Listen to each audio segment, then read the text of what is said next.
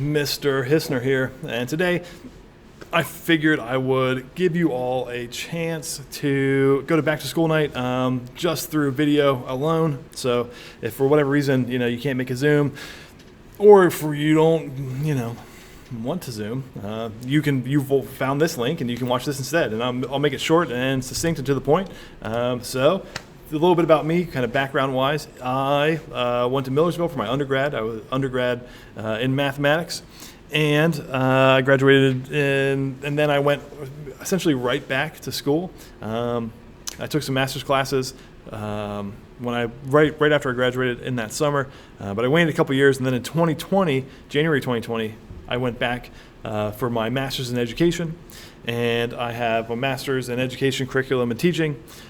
With a focus in online teaching, essentially just how to use online materials efficiently, correctly, and make it so people, when you use online materials, you don't want to rip your hair out. So you'll notice that this class I essentially will use online materials in supplement of just textbooks and worksheets.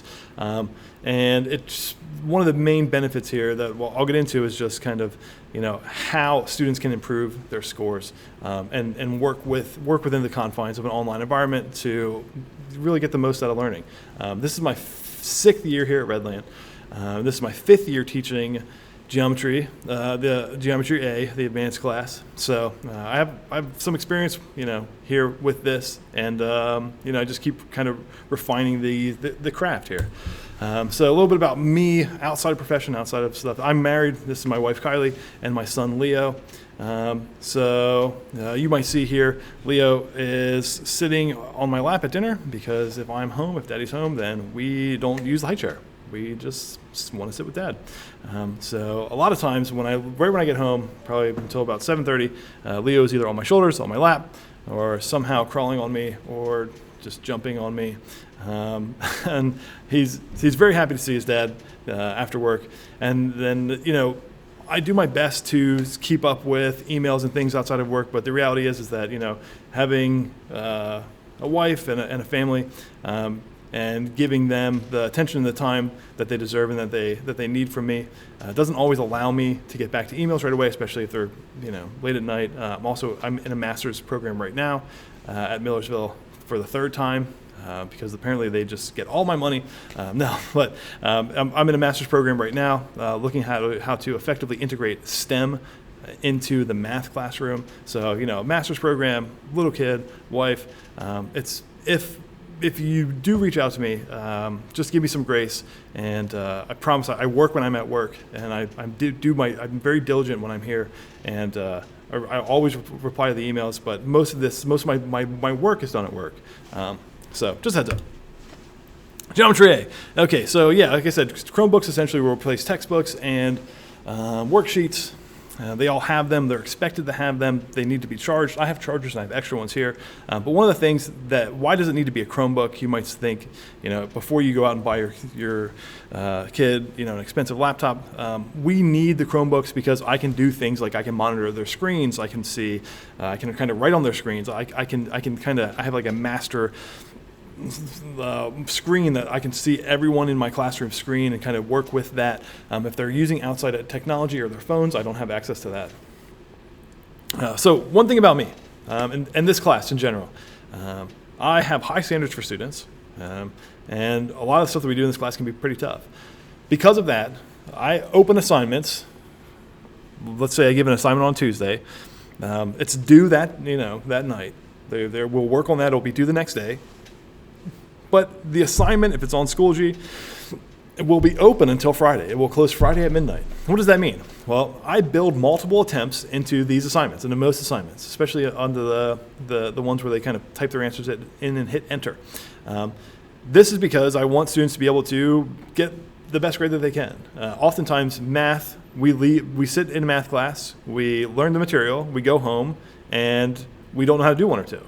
I don't want that to be a bad thing. I want that to be a good thing because I want these students to come in the next day and ask me questions about these, and then we can clear these up. And so, if they have an assignment with 10 questions on it and they get 7 wrong, The next day they can come in and ask me questions about those 3, or they can ask their friend questions, or they can get more practice, or then they can take another attempt and try to get 9 out of 10. And then they can take another attempt and try to get that last question right. I mean, I'm very interested in students having learning opportunities.